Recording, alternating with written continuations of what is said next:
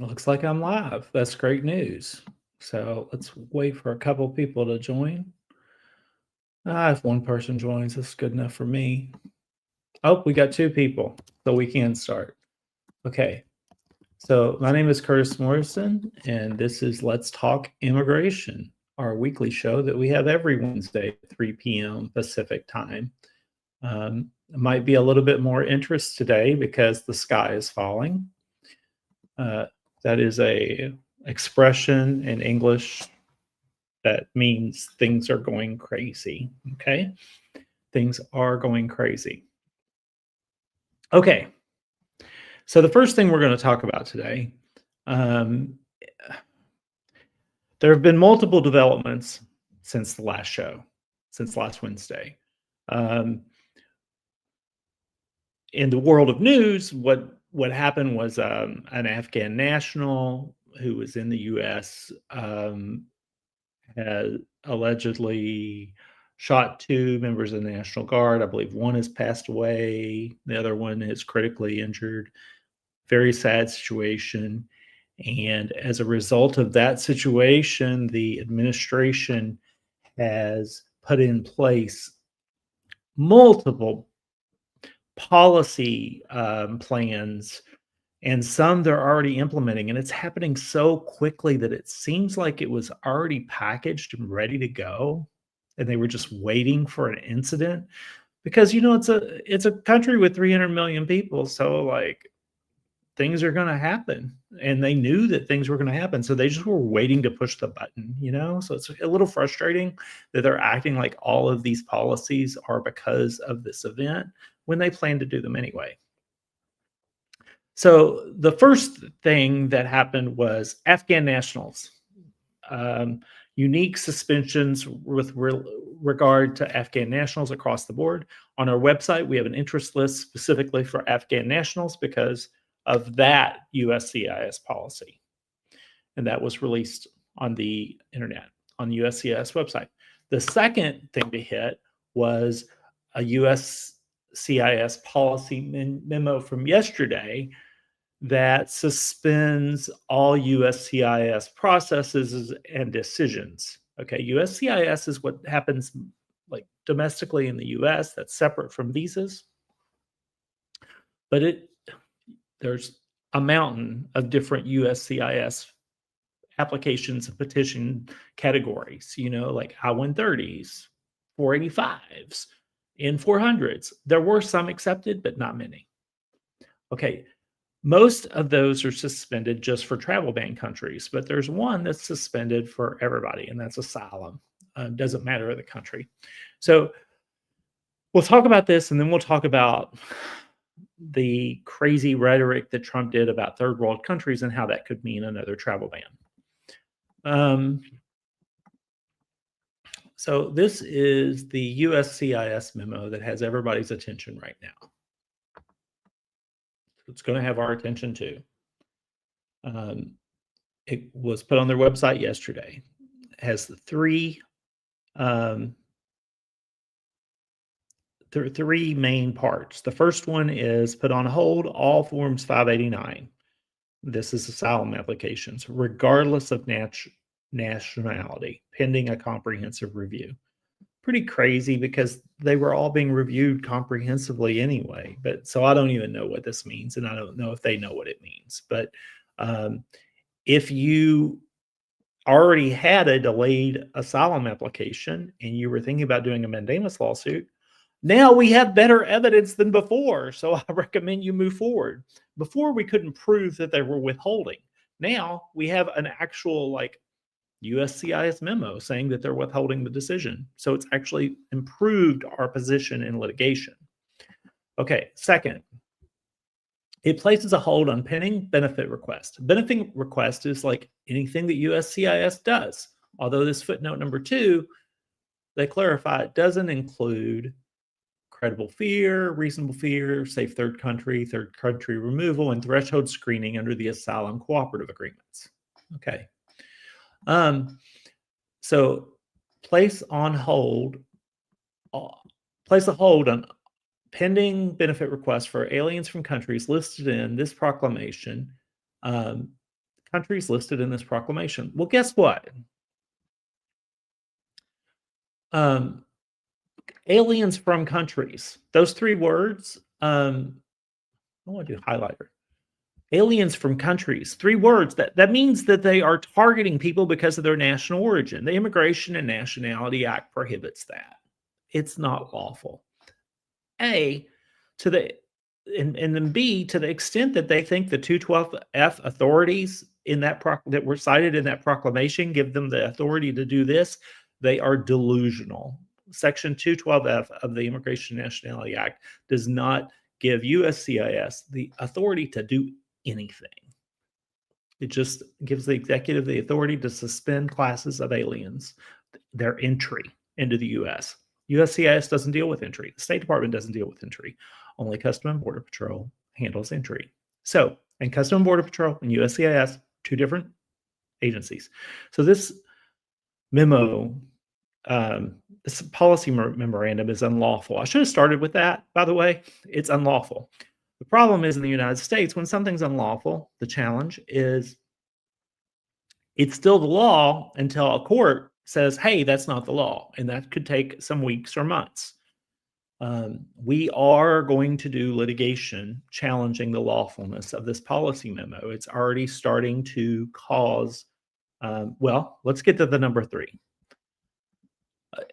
And I will say, like last night, I wrote, I want to stop this. How do I, okay, stop the highlighting. Last night, I wrote 2 causes of action, like for our potential complaints that are delay complaints that just challenge this as a matter of course. Okay, the third purpose of this policy memorandum is to conduct a comprehensive review of approved benefit requests for aliens from countries listed in Proclamation 10949 who entered the United States on or after January 20th, 21. So, this is targeting people who came in the U.S. on a visa or through parole, however they entered the U.S., and they received a benefit.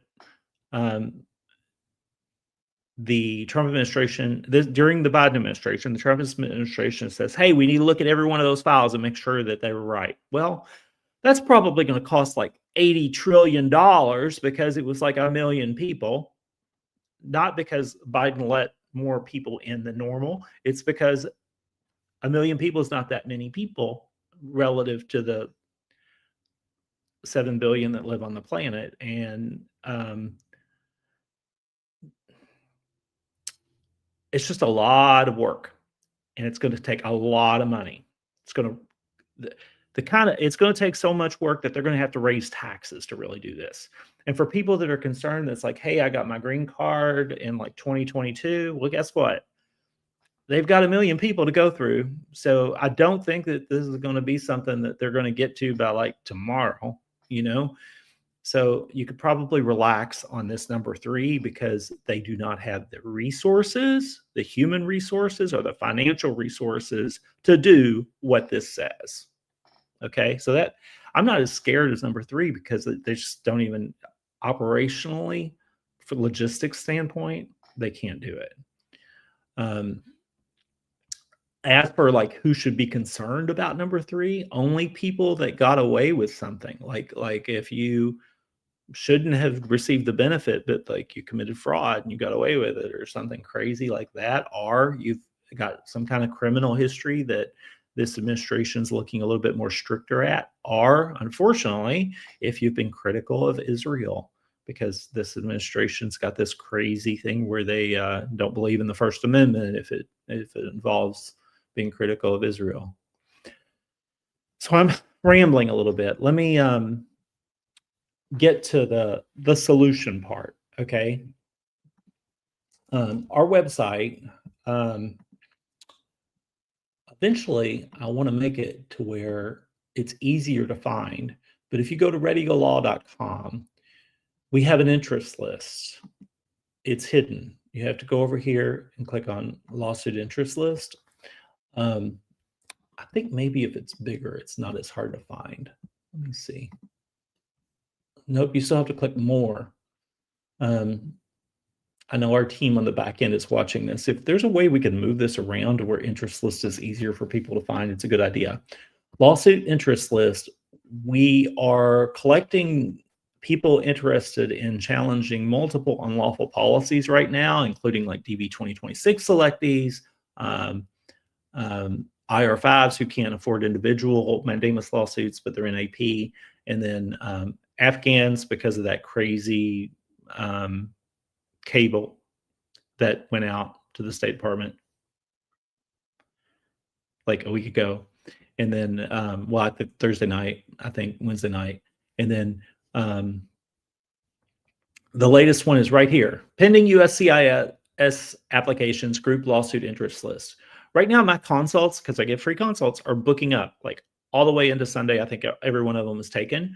And one of the reasons is people have this situation and all they need to do is register here. If you want to participate in one of our affordable group lawsuits to challenge an unlawful policy that's causing you a delay or withholding of a benefit, go to the interest list webpage.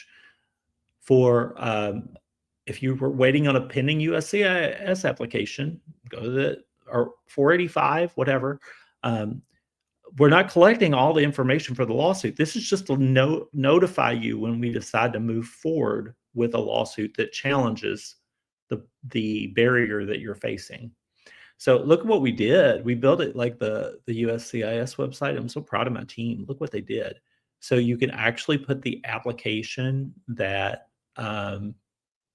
is being delayed that you want to challenge the unlawful policy for. So let's say you went to your interview for your N400, but now they've canceled your oath ceremony. Well, that means post-interview naturalization. Or they haven't given you your decision. And you put your name here, Donald Trump.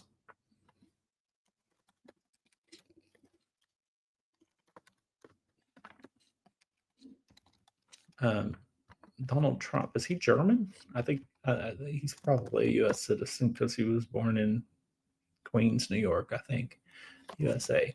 And I don't know his phone number, but it's optional. You don't have to put your phone number. Submit. That's all you have to do. And it says, thank you for submitting. Oh my gosh, my screen hasn't been shared all that time that I was talking. I just realized that. So really proud of my team. Oh, it's still there's a drop down box here. See this drop down box, and you can choose your USCIS category. I need to pay attention to comments. I'm probably pretty sure you all told me what I was doing didn't make sense. So I'll stop sharing my screen. I'll go over here to the comments and questions, get into that, and then we'll talk about the things we haven't talked about yet.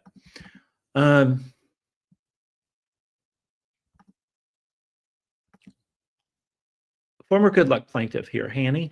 212F and presidential authority, here we go again. Here we go again. Yes, you've been through this before.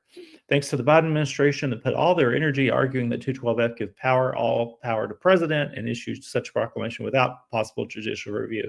Hanny makes an excellent point, although I don't know the benefit of that point right now, but Biden really did set the stage and give Trump the tools necessary for the harm that's being caused today.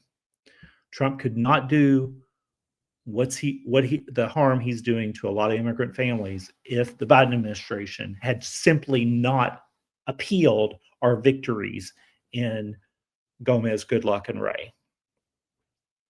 Okay. And the associated lawsuits. So good point. I agree with you. Here, thanks for this much needed live. I missed the first few minutes jumping on from Telegram. Does number 3 target people who received immigrant visas based upon consular processing? It does not target you for the immigrant visa, but you'll notice that you dealt with USCIS because after you entered the US on the immigrant visa, you filed you applied for a green card, and USCIS handles the production of green cards. Also, you don't mention how you obtained your immigrant visa. So if you obtained your immigrant visa through an I-140, that was approved or an I-130. Those are USCIS processes that they can review as well.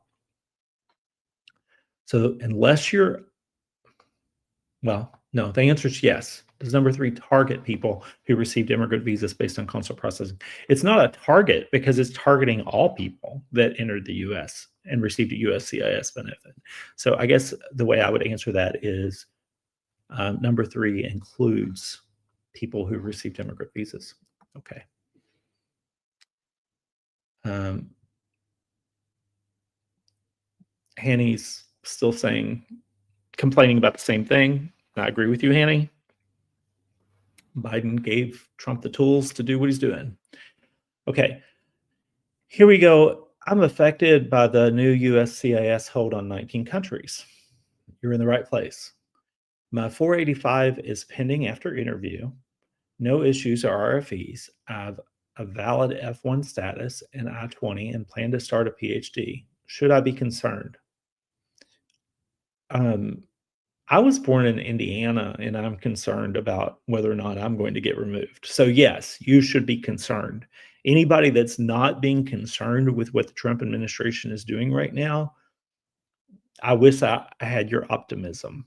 Um, so, I would recommend in your situation that you do one of two things. You don't say how long it's been since your interview. So I don't know if an individual mandamus lawsuit makes sense. If it's been 6 months or more, I would recommend an individual mandamus lawsuit. Um, you just said your visa's expiring. Okay, okay. I was curious, like when your interview was. Um, oh, are you saying there? Interview was October 28th. That was like a month ago. So an individual mandamus lawsuit doesn't make sense. However, there is a withholding of adjudications here, and that clearly applies to you. So I would recommend that you go to our website interest list and register there so that we can notify you when we move forward with litigation. And maybe you will want to participate in that. Which reminds me of something I need to talk about. For those of you that have been watching my live since 2020 or 2021, you know that we went through a period in 2020 and 2021 where federal judges could issue relief for immigrants that were suing over unlawful policies, either to everyone impacted, that was called a universal injunction, or just to the plaintiffs that were plaintiffs in the lawsuit. We had the same judges actually do it differently depending upon the case. Judge Mehta did it differently well, there were consolidated cases with Gomez, but all the way to Goodluck, he just gave relief only to the plaintiffs.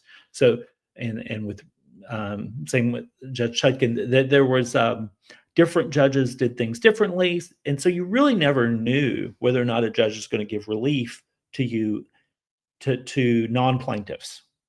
Now, the Supreme Court has weighed in on a case, mainly probably because Congress is getting ready to do this anyway. Earlier in the year, the Supreme Court has found that universal injunctions don't work. That the judges don't have the authority in most cases. Some cases they do not have the authority to issue universal injunctions. So what that means is the days of sitting on the sidelines, sitting on the bleachers, and watching other people finance the litigation to remove the barriers to your immigration journey are over. If you do that, what will happen is you will watch them remove the barriers to their immigration journey, and it won't impact you at all. You'll just watch them get on the airplane, come to the US, or watch them get their green card or get their citizenship, and you'll be sitting there not moving, not changing. So in the past, I said it was like a calculated decision, but now if you want an immigration benefit, you need to fight like hell, move heaven and earth to get it, and that means participating in litigation. And I say that as somebody who offers litigation, but I'm not the only one that offers it. You know, you can go to other immigration attorneys that are challenging unlawful policies too. I'm just saying fight for what you want. Okay, I think I've missed some questions, so let me go up.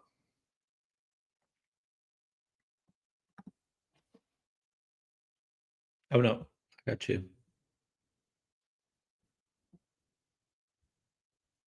Okay. I just got one more question. Will you advise people to still play the DV lottery during Trump presidency? The answer is yes, but good luck with doing that right now because they have not announced when the DV 2027 lottery entry period will be. Usually it would have already been over because usually it's October and November. But for fiscal year 2027, the DV entry period has not been announced, and I don't think it's going to be until this summer. Under the law, they have to do it by the end of the fiscal year, which means they have to do a 30-day period, and they can do it in July, August, or September if they wanted. My fear is that they're not going to do it at all, and they're going to get away with it because by the time we sued, it would be too late by the time it got to a judge if we waited to see whether or not they're going to do it. So I'm probably going to file a preemptive lawsuit that alleges that that's what they're doing, and we'll see how that works. I haven't decided how to finance that yet because it's a whole bunch of work to file a lawsuit challenging a government policy, especially when we have to hunt for proof and stuff. So, and I don't want people that haven't even won the lottery thinking that they can pay for a lawsuit and then somehow that's going to impact their ability to win the lottery because that's not the case. So it's a little complicated. But yes, my short answer to your question is do enter the lottery when it's offered because you never know when a travel ban is going to get enjoined or canceled. Okay. Next, I'm too afraid of winning anything and being blocked by that kind of proclamation. Well, if you're scared of realizing your dreams, I don't know. Don't let your fears make your decision for you. How about that? I say this as somebody that spends most of my time scaring people about what's going on, but the second thing, you have nothing to lose. It doesn't cost you anything to enter the DV lottery. It costs you $1 next year. Spend $1. It's worth it. Okay. Redfar says, thank you for your time. I have a pending asylum cases for 10 years. I was interviewed in July, and I'm still waiting for a decision. Okay. If you have a strong asylum case, and I don't want you to talk about your asylum case here. Okay. That's something that you want to attorney-client privilege with, and you want to protect yourself so you're not persecuted.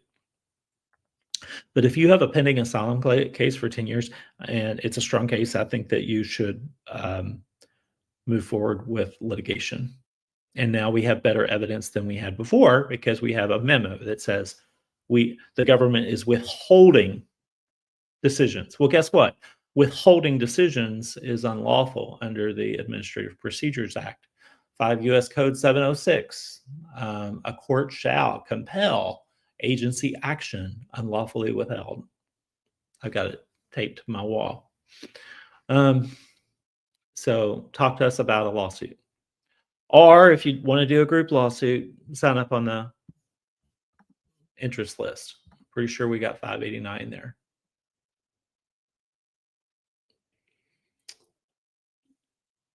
Somehow we don't.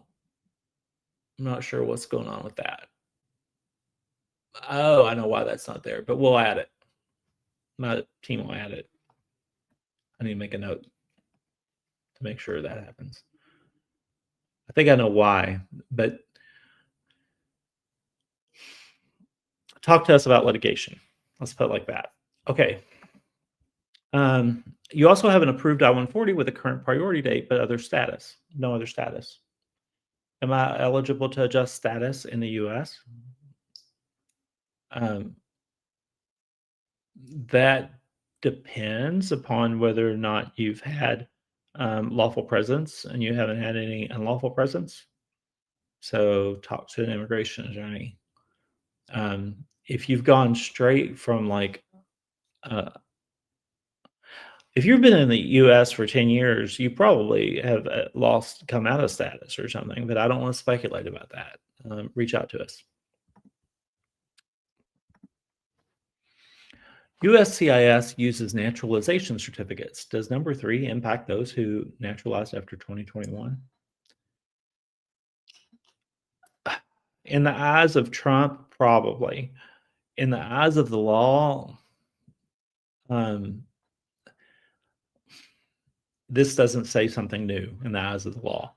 They can always go back and look back at a USCIS benefit that's been granted before, and even naturalization, and do a denaturalization process. But it's a crazy process that takes a lot of resources and a lot of time. And like the government said that they were going to do it during the first Trump administration, and they put a lot of resources to that, like millions of dollars. And I think they need denaturalize maybe 2 people or something.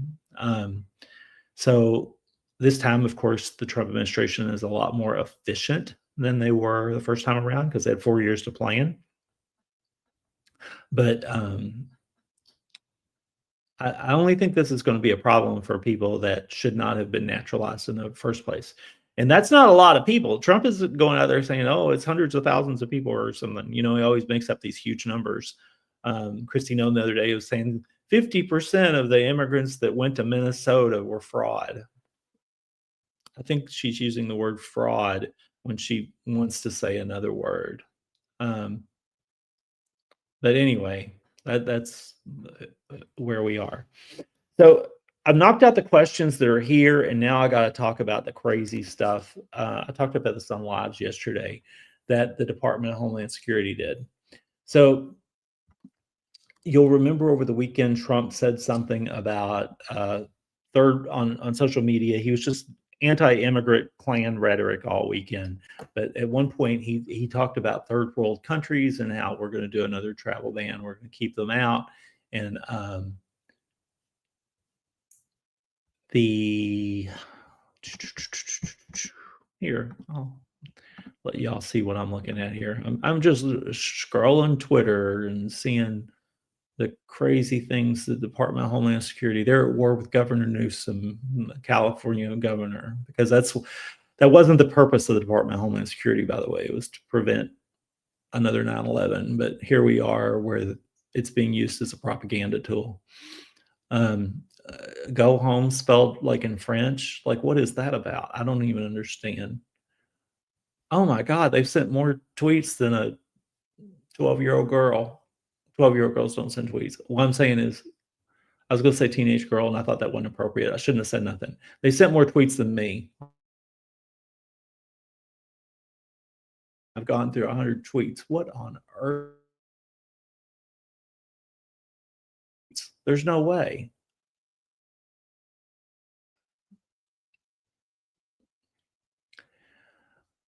I'm almost there. I had no idea that they sent 100 tweets yesterday, but it tracks.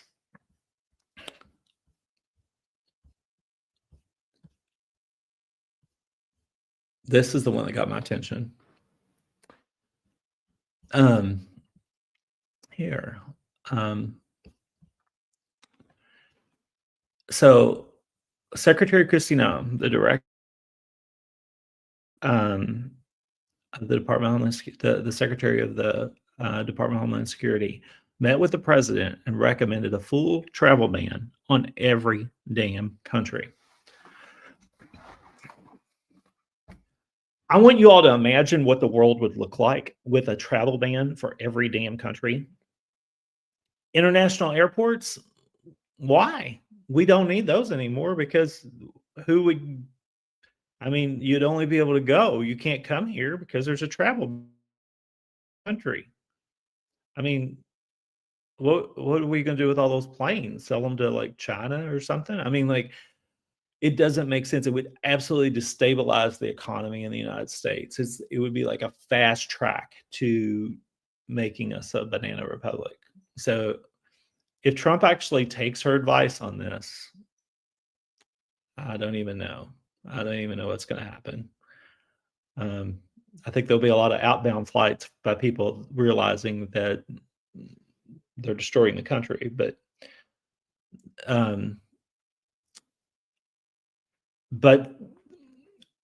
it is a thing. They are considering another proclamation. So we need to be realistic. When they do a proclamation, those happen on the White House's website.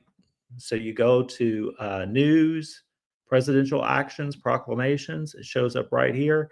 They have only done, since Thanksgiving, they've done a proclamation on Mark Twain's birthday and the anniversary of the Monroe Doctrine. Strange.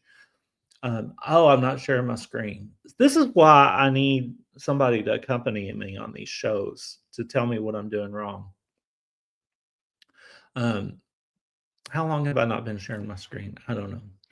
So the White House proclamation page, since Thanksgiving, they've only done 2, and they haven't done travel ban. So I'm refreshing this page like all through the day, waiting to see if another travel ban's dropping. So for those of you that are out there that are like, I'm thinking I've got vulnerable status. I've just got like a reentry permit on I-131 or whatever, and I'm thinking about going on a trip outside the US to go to a beach or something. I would say go to a beach in Florida, you know? Um, if you're the purpose of your travel is to visit a sick relative or something that's like super important to your life, then yeah, you got to balance it and make the decision on whether or not you want to assume risk. But I do think that there is a high chance that the President Trump will issue another travel ban proclamation under Section 212F. Actually, the White House tweeted something about 212F also, that would suspend another class of aliens that has not currently been suspended. So, and if you think, oh, it's going to be in relation to that incident, well, Afghans are already suspended. So if they want to do something new, they got to do something different, you know? So anyway, um, could be a whole bunch of different countries, or it could expand the existing travel ban. So it looks like we have another question. I'm a fan of everything you do. I've never heard anybody say that. Are you sure? My wife is a dual citizen, Swedish and Iranian, on a 10-year green card. She is unique. She has global entry, and we are in Paris until Saturday. Are we in trouble? Okay, you've given a lot of information here that's not relevant, and the information that is relevant, I don't want you to share on social media. So, like, if she has history of arrest, or don't answer this. If she has history of arrest or criminal history, or like she's been critical of Israel on social media or something, um, those would be situations where she may have a problem. You don't say how long you've been outside the U.S. You just say that you're in Paris until Saturday. I don't know how long you've been to Paris. If you've just been a weekend, it's not a problem. But if you've been there for a year, 2 years, that's a problem. So what I would say is she's probably at low risk of having consequences. Like first of all, she's not going to have any short-term consequences because of that USCIS thing at all, because she's had her green card for 10 years. Just, I would not worry about that. But as far as like a forthcoming travel ban, all that's speculation. All we know is that the president got on some kind of drug-induced rant on social media talking about, and we don't know it was drug-induced. It could be mental illness. Talking about all the things he's going to do to keep people out of the country, and then other department agencies like the Department of Homeland Security is weighing in. So it's still a thing that's being talked about. So I think there will be another travel ban. I don't think that it would impact. I think your wife is somebody that probably has the least amount to worry about with having a European passport.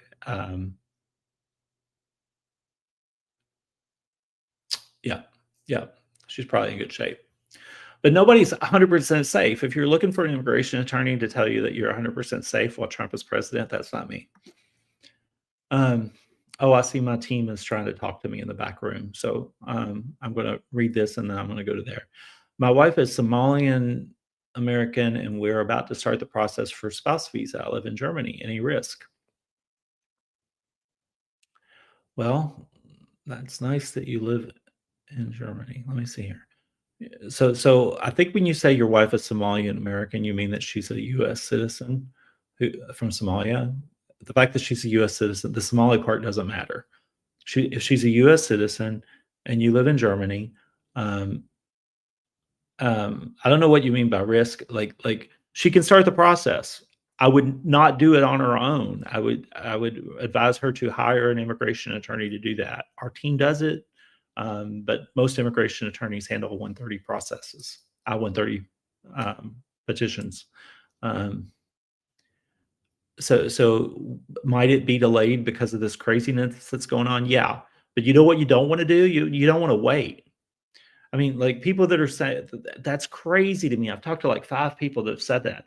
Oh, there's new changes, so I'm going to wait before I move forward. Oh, really? Are you going to wait till Congress weighs in and starts to help the president agenda by like passing laws that prevent immigration altogether?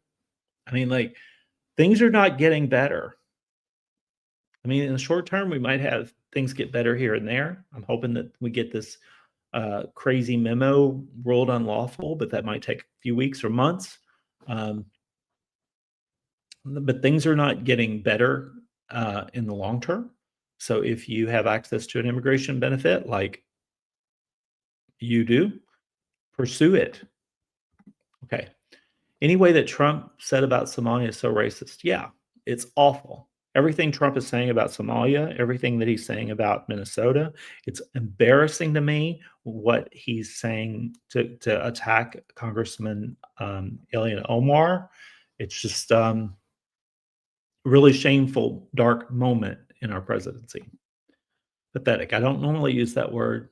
Don't like that word, but in this case, I think it is appropriate. Yeah. Okay, so let me see what my team is screaming at me about. Okay. Interest list has been moved up in the menu tab. Oh, they're not screaming at me. They fixed things that, oh, all I have to do is say they're being responsive. Yeah.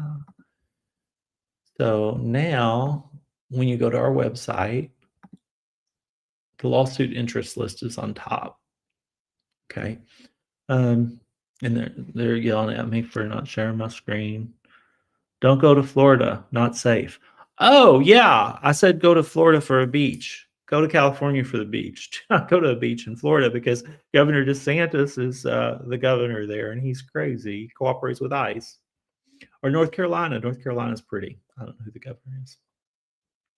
But my back room says ICE has been run out of communities in North Carolina. So that's nice.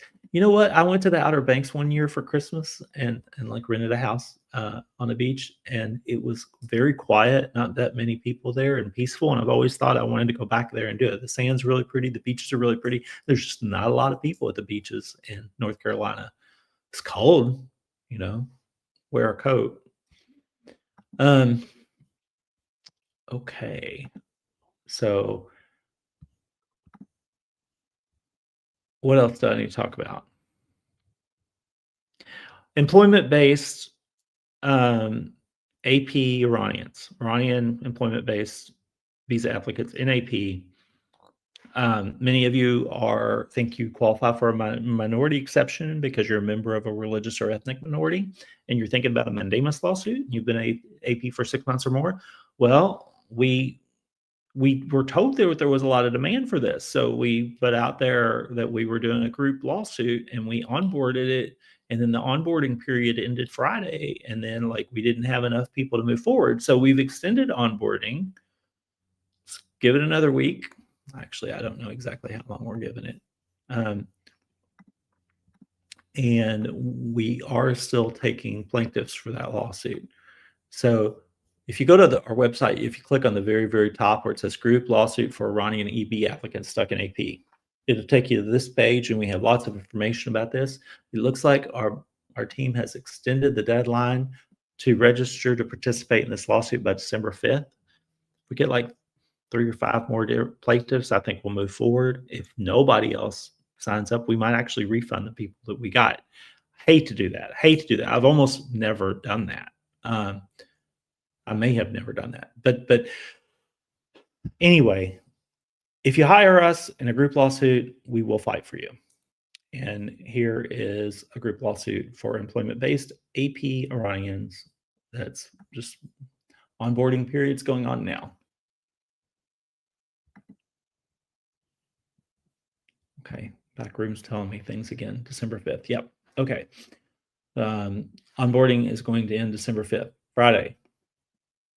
Okay, so tonight I'm going to a party in San Diego with other immigration attorneys, and I need to network with them because I've talked to 2 journalists today about issues that they're trying to find out more information about, and I got to find out which of my colleagues know about those issues. So I've got that in my head of something to do. And then what else is going on? Looks like I don't have any court appearances except a telephonic appearance tomorrow. That's wonderful. I'm going to the dentist on Friday. You all don't care about that, except like maybe some of you do. Maybe some of you are like, why doesn't he go to the dentist? Okay. So thank you for joining Let's Talk Immigration. Oh my gosh. Ryan Sheets has a question here. You need a whatever clock. I'm in a minority, but I strongly believe we should just get rid of time zones so we can speak the same language on time, regardless. I love it. It's an art piece to display the time of various countries. Hey, Ryan, how you doing? I agree. For anybody that's paying really close attention, you'll notice that these clocks, the batteries have died in, I think, all of them. I don't think any of those times are right. I need to get up there and change those batteries. And one of the clocks is actually the Tehran clock. It gets stuck the minute hand, and then all of a sudden it'll go and it'll scare me. It'll jump like 30 seconds and it'll go click, and I'm like, what? So maybe I need to throw that one away and get another clock for Tehran. I don't know. Okay. Reach out to us if you need our help. Otherwise, I will see you next Wednesday for Let's Talk Immigration, December 10th. Hope to have a special guest. I'm trying to line one up.